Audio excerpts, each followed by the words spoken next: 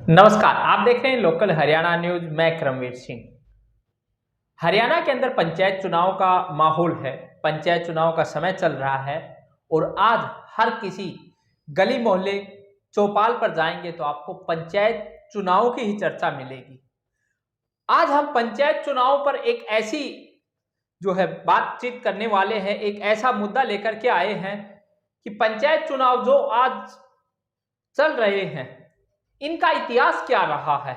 हरियाणा में पंचायत राज का इतिहास क्या रहा है, किस तरह से पंचायत राज शुरू हुआ, कब शुरू हुआ और 1994 में जो पंचायती राज पूरे देश में लागू हुआ था उससे पहले पंचायत राज कैसे चलता था। उस समय भी क्या ये आज के समय जो त्रिस्तरीय पंचायती राज व्यवस्था है यही व्यवस्था थी या कुछ अलग था। और ये बहुत पुरानी बातें हैं, लेकिन इनकी जानकारी देने के लिए आज जो शख्सियत हमारे साथ मौजूद है उन्होंने इस पंचायती राज से जुड़ करके आज से नहीं लगभग 50 वर्षों पहले इस पंचायती राज से जुड़ करके उन्होंने काम किया है। पंचायती राज के अंदर उन्होंने काम किया है, पंचायती राज में भूमिका निभाई है, अनेक पदों पर रहे हैं और आज वो जेजेपी के अंदर राष्ट्रीय उपाध्यक्ष हैं। कंवर सिंह कलवाड़ी जी हमारे साथ मौजूद हैं। आज हम उनसे पंचायती राज की एक एक बारीकियां जानेंगे। तो यदि आपका भी इंटरेस्ट पंचायती राज से संबंधित जानकारियों में है तो आज का ये हमारा खास कार्यक्रम जरूर देखें। सर नमस्कार, स्वागत है आपका। आपका भी स्वागत है।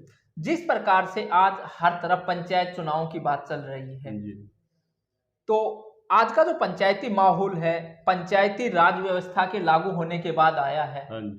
और आप जिस तरह से 50 साल पहले से इस चीज से जुड़े, बिल्कुल ऐसा ही था।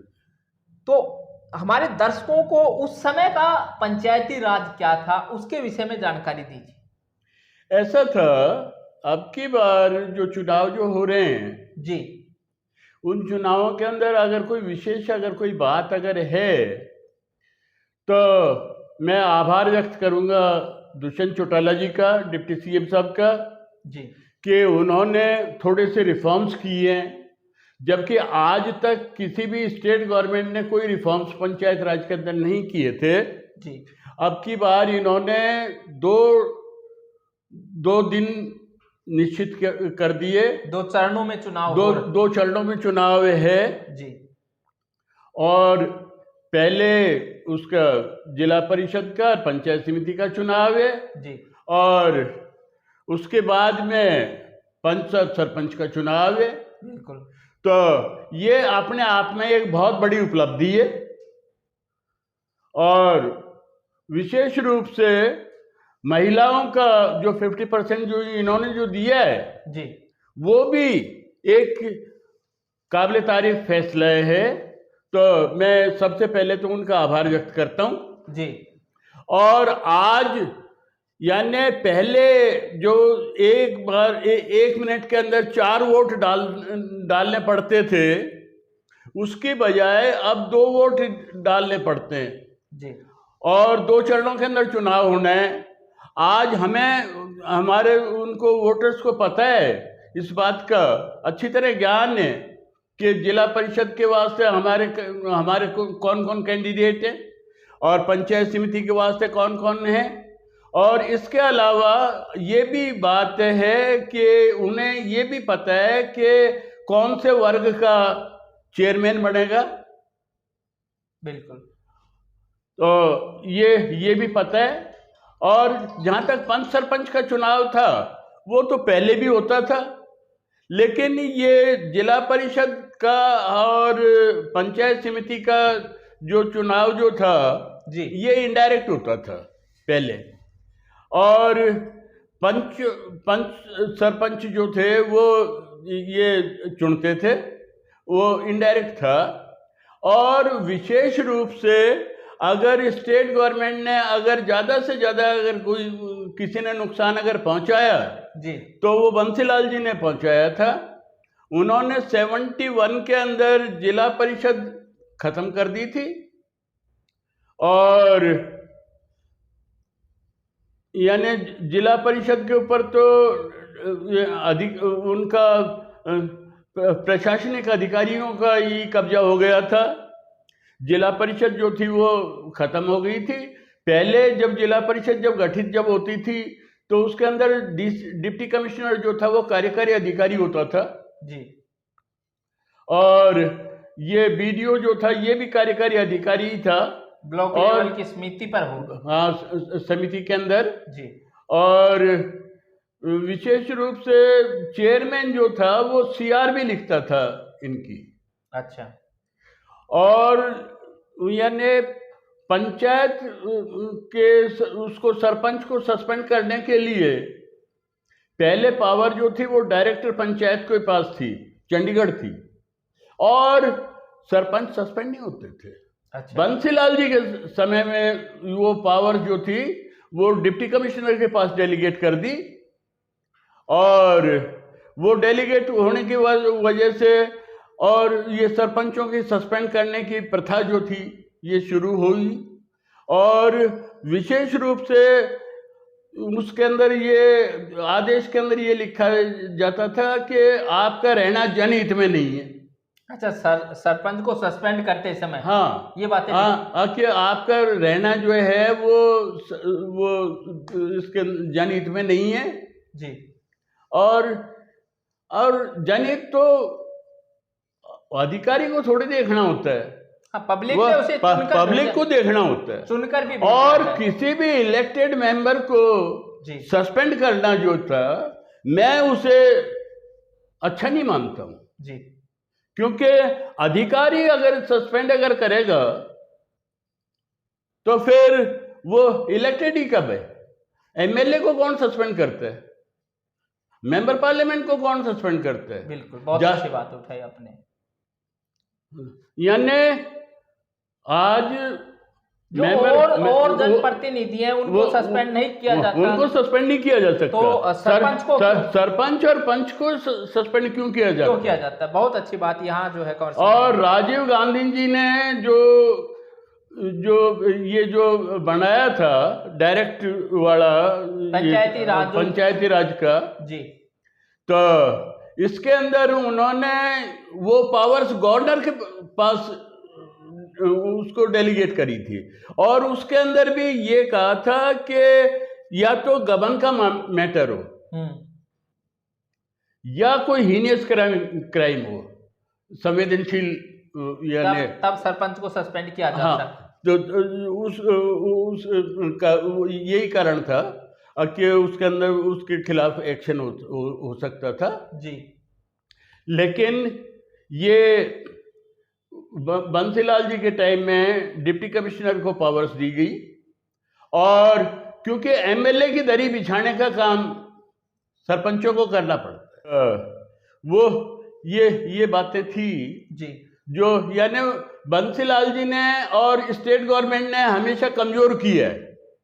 और दुष्यंत चौटाला को तो मैं इस बात का शाबाशी देता हूं कि उन्होंने एक मिनट में 4 वोट कास्ट करने होते थे जी, और 1 मिनट में 2 वोट आदमी कास्ट भी कर सकते हैं और उनके सिंबल भी याद रख सकते हैं। तो ये और महिलाओं को सम्मान देने की बात जहाँ तक आती है जी, तो ये ठीक बात है कि मेंबर पार्लियामेंट्स जो हैं वो तो 50% नहीं दे रहे हैं जी, और एजुकेशन ये भी लागू नहीं है वहाँ, एजुकेशन भी लागू नहीं है जी, क्योंकि हमारा संविधान जब सभा जब थी तो उस टाइम ये क्वेश्चन उठा था कि बोले क्या कितनी क्वालिफिकेशन होनी चाहिए। तो इतिहास के अंदर ऐसे कई महापुरुष हुए हैं जैसे अकबर बादशाह और इसके अलावा उनकी पॉपुलरिटी थी और शेरशाह सूरी भी, और भी कई रजवाड़े हुए हैं, महाराज गंगा सिंह, हमारे यहाँ पर ये राजा हीरा सिंह। तो ये ऐसी शख्सियत थी जो शाही अनपढ़ थे लेकिन एडमिनिस्ट्रेशन के मामले के अंदर वो निपुण थे, उस चीज निपुण थे। तो आखिर यही फैसला करना पड़ा कि क्वालिफिकेशन सिर्फ वोटों की होगी, ये थोड़ी है कि वो अनपढ़ आदमी में समझ नहीं होती। ये ये कोई बात नहीं होती। और पिछली बार ये पंचायत चुनाव डिले करे गए, और सिर्फ इसी वजह से डिले करे गए कि भाई एजुकेशन का मैटर जो था वो हाई कोर्ट और सुप्रीम कोर्ट के अंदर भी चला गया था, और ये मैटर लागू नहीं होता। हमारे यहाँ पर जो पंचायतें जो बनती थी, जो शुरू में जो 57 के अंदर जो अशोक मेहता आयोग बना जी, और उस टाइम जो पंचायतें जो बनी थी वो निर्विरोध सी बढ़ गई, यानी अपना अपना थोक का सरपंच बना लिया, और एक किसी समझदार आदमी को सरपंच बना लिया। और हमारे वो जो पगड़धारी जो थे, वो सरपंच जो थे, वो ज्यादा एफिशिएंट थे आज के उन सरपंचों की वजह से, क्योंकि ये सारे के सारे एमएलए की चिलम भरते हैं जी, और पंचायत समिति के सदस्य जो हैं वो एमएलए के जाकर के सरेंडर कर देते हैं, और एमएलए जो डिसीजन जो होते हैं वो ऐसे उसके फेवर में लेते हैं जो नाकाबिल। बाकी भेड़ चाल है, अपने आप जुड़ो। पंचायत समिति उनके सदस्यों से मैं ये कह रहा हूं कि विशेष रूप से कि किसी एमएलए के और उसके कहने से वोट मत दो, आपस के अंदर मीटिंग करो, जो ठीक लगता है उसको चेयरमैन बनाओ। कंवर सिंह जी, आपने जो बातें की हैं तो इनसे एक बात निकल करके साफ तौर पर आती है कि आज के समय में हाँ जी पंचायती राज व्यवस्था को लागू हुए 30 साल के करीब, हाँ जी, लेकिन उसके बावजूद भी जो बात करें हम जिला प्रमुख की करें या फिर ब्लॉक समिति के चेयरमैन की करें, वो शक्तियां आज उनके पास नहीं है जो पंचायती राज बनाया उस समय जो हकीकत में दी गई थी। आपको लगता है ऐसा? ना, ऐसा था। अगर राजीव गांधी जिंदा अगर रहते तो उन्होंने एक चीज और है कि लोकल बॉडीज जो हैं उसमें नेता पैदा होते थे, चाहे वो कोऑपरेटिव्स रहो, चाहे म्युनिसिपल कमेटी रहो, चाहे वो पंचायत समिति रहो, चाहे वो जिला परिषद रहो। तो ये जो लोकल बॉडीज जो हैं इनके अंदर इनसे नेता उभर करके सेंटर तक और प्रधानमंत्री तक गए जी। लेकिन आज स्टेट गवर्नमेंट विशेष रूप से इनको कमजोर कर रही है संस्थाओं को। ये तो मैंने वो आभार व्यक्त किया डिप्टी सीएम का, तो वो सिर्फ इसीलिए किया था कि विधायक पास नहीं करेंगे जो आके इन संस्थाओं को राइट दिया जाए। नहीं तो सच्चाई तो ये है कि ब्लॉक की स्कीम्स जो हैं वो ब्लॉक में बढ़नी चाहिए, और जिले की स्कीम्स जो हैं वो जिले के अंदर बढ़नी चाहिए, लेकिन नहीं बढ़ती हैं। और जो राजीव गांधी जी ने जो वो बनाया था, लेकिन वो 3 चीज लागू कर दी। आगे बोले वे 5 साल के अंदर चुनाव करवाने होंगे जी। एक फंड ये इलेक्शन कमिश्नर उसका पंचायत लोकल बॉडीज के वास्ते होगा कि जो चुनाव करवाएगा, और एक थोड़ा सा फंड्स भी वो भी एमएलए के अधीन कर दिया। तो वही चीज मैं कह रहा हूँ कि इनको पावर नहीं है, ये पद जरूर बनाएगा। पावर के लिए संघर्ष करना पड़ता है। मैं जब चेयरमैन जब था तो उस टाइम हुड्डा साहब जो थे वो भी रोहतक के चेयरमैन थे, धर्मवीर जो था वो बवानी खेड़ा का चेयरमैन था जी। और हमने कई बार इकट्ठे भी हुए थे और पावर्स की डिमांड भी करी थी, लेकिन चौधरी बीरेंद्र सिंह ने ये कहा था कि भाई पावर्स तो बोलो अपने अपने में एमएलए को ले आओ, और बोलो वो अगर कहेंगे तो बोलो वो पास कर देंगे। नहीं तो बोले तुम्हें पावर नहीं मिलेगी। और ये उनका सबसे उपयुक्त जवाब था। जो एमएलए उस चीज की हामी भरने वाले नहीं है। क्योंकि एमएलए जो हैं वो सुधार के अंदर वो नहीं है, क्योंकि वो उनके दरी सरपंच बिछाता है। बहुत अच्छा पॉइंट यहाँ पर कंवर सिंह जी ने, जिस प्रकार से पंचायती राज से इतने लंबे से जुड़े हैं, इतना लंबा अनुभव है, बड़ी बेबाकी से सभी बातें रख रहे हैं। तो जिस प्रकार से आपने कई बातें की हैं कि इनको पावर्स नहीं है, पंचायती राज में इस समय सुधार हुआ है। एक आपने मुद्दा उठाया कि एमएलए और एमपी के लिए एजुकेशन की कोई कंडीशन लागू नहीं है। हाँ जी। लेकिन पंचायती राज के अंदर ये लागू कर दी, ये लागू की गई। तो क्या या मैं इसे अच्छा नहीं मानता। आप अच्छा नहीं मानते? क्योंकि हमारे जो निर्विरोध सरपंच जो चुन करके आते थे वो ज्यादा मजबूत थे, और वो जो थे यानी वो उन्हें ना तो पद का वो था, बल्कि इंसाफ के साथ थे, व्यवहारिक बातें होती थी।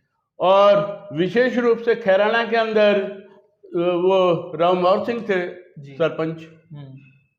अच्छा, आपने कभी इन चीजों को पार्टी लेवल पर या आपके जो अभी जैसे गठबंधन की सरकार भी है, पंचायती राज से संबंधित कोई कभी चर्चा हुई, तो कभी आपने ये बातें उठाई कि इस प्रकार की जो है ये चीजें हैं? बात ऐसी है कि सुनेगा कौन?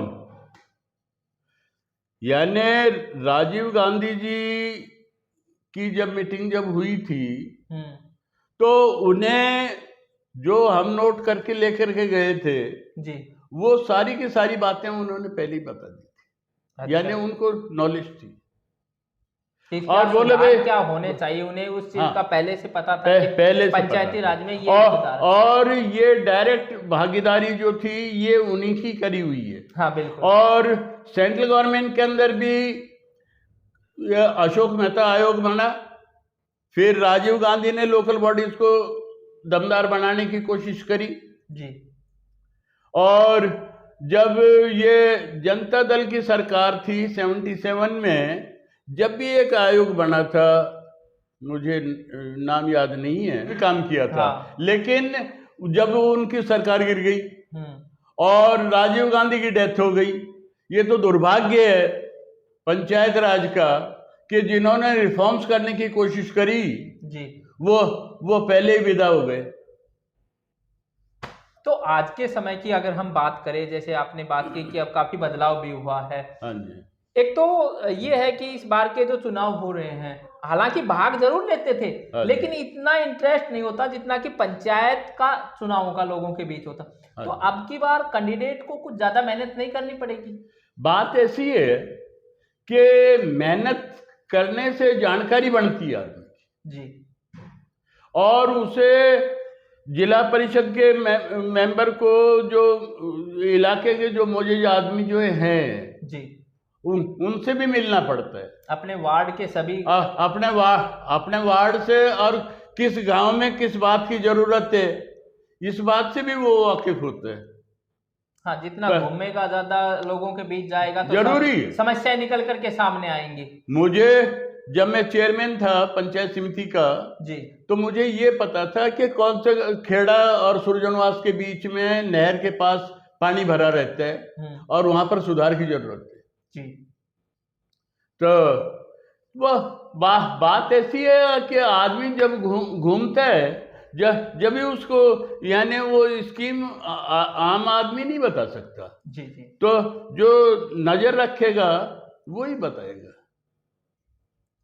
तो आज के संदर्भ में देखें तो क्या आपको लगता है कि अभी भी पंचायती राज का जो फॉर्मेट बना हुआ है, जिस प्रकार से त्रिस्तरीय है, ये इसमें वो पहले इनडायरेक्ट होते थे और इनडायरेक्ट में जो था वो शायद उन्होंने ठीक नहीं माना होगा। अब जन जन की भागीदारी और पंचायत राज में होनी भी चाहिए जी।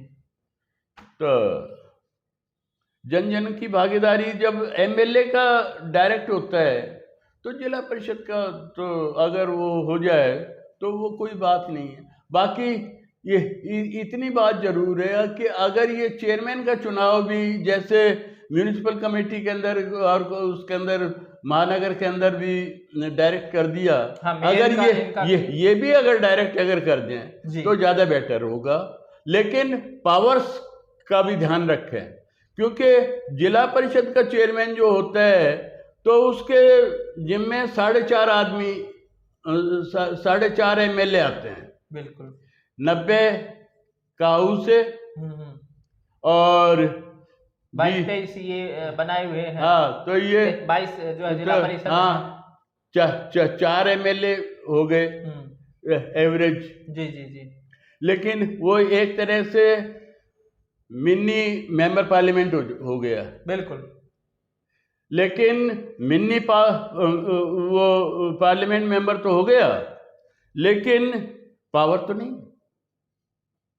फ्री पावर क्या देगा कौन? स्टेट गवर्नमेंट जब तक पास नहीं करेगी जी, जब तक पावर नहीं मिलेगी। तो स्टेट यानी जो ये जो था राजीव गांधी ने जो किया था जी, वो तो सारा का सारा ये समझो कि हिंदुस्तान के लेवल के ऊपर था। और फिर उनकी डेथ हो गई और नरसिम्हा राव जो थे वो प्राइम मिनिस्टर बने थे उनके बाद में जी। और उन्होंने वो तो 4 चीजें तो लागू कर दी जी कि 5 साल में चुनाव होंगे, फंड्स होंगे और चुनाव आयोग अलग से गठित होगा। तो और ये 3 स्तरीय चुनाव बना दिए। ये डायरेक्ट चुनाव होगा। हाँ, डायरेक्ट हो 3 टाइप। तो ये और इसके अंदर चेंज नहीं हो सकता जी। तो ये तो 4 चीजें जो थी वो सबने रेजोल्यूशन कर दी। और इससे आगे अगर चुनाव अगर होते हैं तो MLA के पेट में दर्द होता है, विधायक के पेट में दर्द। आप अभी जो है सत्ता दल के साथ भी हैं, भागीदार के रूप में हैं, सहयोगी के रूप में हैं। मैं तो जो सवाल है, आपने पावर की आप बार बार बात कर रहे हो कि इनको पावर नहीं है। तो अभी पीछे हमने देखा है कि नगर पालिकाएं हैं, उनमें भी सरकार ने पावर तो उनकी भी छीनी हुई है। हाँ, वो भी लोकल बॉडीज है। हाँ बिल्कुल, लोकल बॉडी तो उनकी पावर भी तो सरकार ने छीनने का काम किया। कोऑपरेटिव्स है, म्यूनिसिपल कमेटीज है जी, और ये कॉरपोरेशन है और कोऑपरेटिव्स हैं। ये सारी ये नहीं कि इनको पावर और अधिक दी जानी चाहिए। बिल्कुल देना चाहिए। तो और जो वीरेंद्र सिंह जी ने जो बताया था कि बोले भाई अपने MLA को साथ लेकर के आ जाओ, उनको पास करना है, तो वो बात ठीक थी। अच्छा, तो आपके और आज MLA जो है जी, वो लोकल बॉडीज से जो आ रहे हैं उनको प्रोत्साहित नहीं कर रहे, अपने बेटे पोते को प्रोत्साहित कर रहे। जितने भी MLA जी जी बिल्कुल, चाहे दान सिंह रहो, चाहे और कोई रहो, लेकिन और प्रजातंत्र जो है वो तो एक पूंजीवादी व्यवस्था भी है। ये तो हर दल में, जैसे चाहे कोई कितना भी, एक हम पार्टी को टारगेट नहीं कर सकते, एक व्यक्ति को टारगेट नहीं कर सकते। हर दल के अंदर जिस प्रकार से आप भी जिस दल से जुड़े हैं उसको अगर हम देखें तो 3-4 पीढ़ियां उसी प्रकार से अपनी फैमिली को प्रमोट करते रहे। भारतीय जनता पार्टी की देखें तो वो तो भले ही परिवारवाद का कहते हैं कि हम नहीं करते, लेकिन उनके अंदर भी ये चीजें हैं। वो भी आज रक्षा मंत्री को देखे, रक्षा मंत्री के बेटे को उन्होंने MP बना, यानी कि हर दल के अंदर ये चीजें होती हैं। आज सिर्फ प्राइम मिनिस्टर ने तो कोऑपरेटिव जो था होम मिनिस्टर के पास इंडिपेंडेंट जी बनाया है, तो वो क्या करेंगे क्या नहीं करेंगे अब ये तो भविष्य के गर्भ में जी। लेकिन मैं ये सोचता हूँ कि शायद कोई न कोई रिफॉर्म्स होंगे कोऑपरेटिव्स के अंदर भी और इसके अंदर लोकल बॉडीज में भी होंगे। अंत में आपसे एक सवाल कि पंचायती राज संस्थाओं में सुधार के लिए और क्या क्या कदम उठाए जाने चाहिए? आप इतने लंबे समय से जुड़े हैं। देखो जी, मैं तो सिर्फ एक चीज ये नहीं मानता हूँ कि ब्लॉक की मेंबर पार्लियामेंट और एमएलए भी उसका बॉडी का सदस्य है, लेकिन उनका वोट नहीं है, वो अपनी राय दे सकते हैं, और ये भी अच्छी बात है। लेकिन कभी कोई एमएलए जो है वो पंचायत समिति की बैठक में या जिला परिषद की बैठक में नहीं गया, क्योंकि वो हीन भावना से देखते हैं, नीचे वाले जो नीचे यानी वो अपना वो उनको इंफीरियर समझते हैं एक तरह से, यानी उनकी मीटिंग में ना जाना, तो मैं यही मानता हूँ। बिल्कुल, ये ठीक बात है, और ये भी ठीक बात है कि वो अपनी राय दे सकते हैं और उनकी राय की कदर भी होती है। ये भी बात नहीं है कि सम्मानित सदस्य जो हैं वो उनको सम्मान भी देते हैं, अगर वो मीटिंग में अगर जाएं। और ब्लॉक के लेवल की मीटिंग जो हैं उसके अंदर तो ब्लॉक की समस्याएं जो हैं वो डिस्कस होनी चाहिए, और जिले के अंदर जिले की समस्याएं जो हैं वो डिस्कस होनी चाहिए, यही चाहते हैं जी। तो बिल्कुल देखिए, बड़े वरिष्ठ नेता हैं और पंचायती राज से बड़े लंबे समय से जुड़े हुए हैं, और अनेक पदों पर कार्य भी इन्होंने किया है, पार्टी लेवल पर भी कार्य किया है, विधानसभा का चुनाव भी लड़ा है, लोकसभा का चुनाव भी लड़ चुके हैं।